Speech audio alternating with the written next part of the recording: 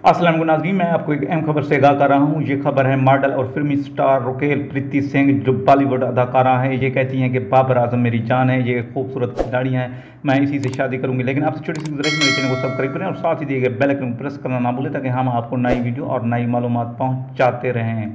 नाजरीन, आगे बढ़ते हैं इस मुख्तसर वीडियो की तफसीलात की जानिब, यानी कि रुकेल प्रीति सिंह है क्या और ये क्यों बाबर आजम के पीछे लगी हुई है।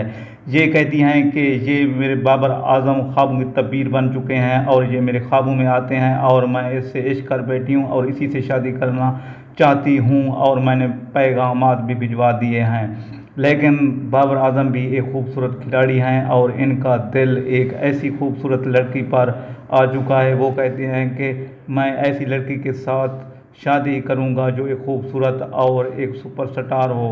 आइए आज देखते हैं कि इससे शादी करते हैं या रिजेक्ट करते हैं। अगर आपको ये वीडियो पसंद है तो मेरे चैनल को लाइक शेयर सब्सक्राइब लाजमी करें। थैंक्स फॉर वॉचिंग, जुड़े रहिए चाहत इसके साथ।